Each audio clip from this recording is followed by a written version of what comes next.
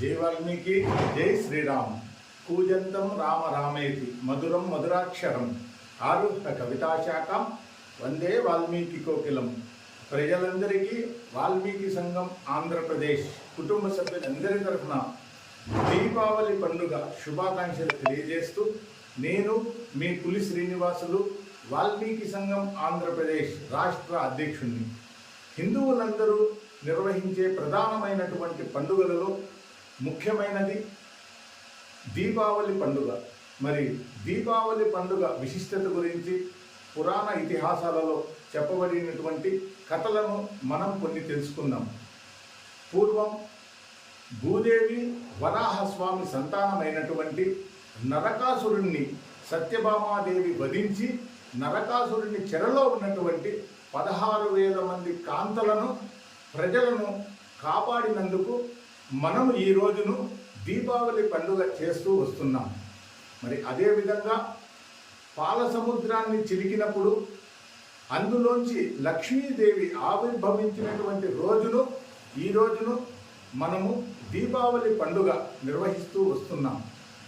పాండవులు అజ్ఞాతవాసం అరణ్యవాసాన్ని పూర్తి చేసుకొని హస్తినకు వచ్చినటువంటి రోజును ఈ రోజును మనము దీపావళి పండుగగా నిర్వహిస్తూ వస్తున్నాం.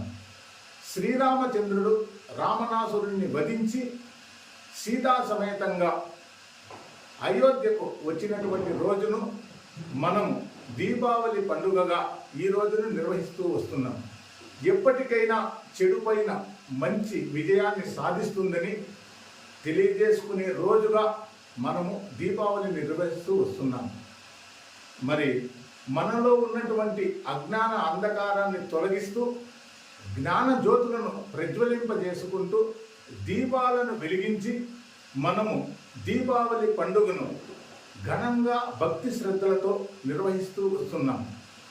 మరి పిల్లలందరినీ ఈ దీపావళి పండుగ రోజున టపాసాలు కాల్చేటప్పుడు అప్రమత్తతగా పెద్దలందరూ పర్యవేక్షణలో టపాసాలను కాల్చి ఎలాంటి విఘ్నాలు జరగకోకుండా ఈ దీపావళిని అందరూ అట్టహాసంగా హిందూ మతాన్ని ముందుకు తీసుకొని పోయే విధంగా నిర్వహించాలని చెప్పి తెలియజేస్తూ మరొక్కసారి ప్రజలందరికీ వాల్మీకి సంఘం ఆంధ్రప్రదేశ్ కుటుంబ సభ్యులందరి తరఫున దీపావళి పండుగ శుభాకాంక్షలు తెలియజేస్తున్నాను.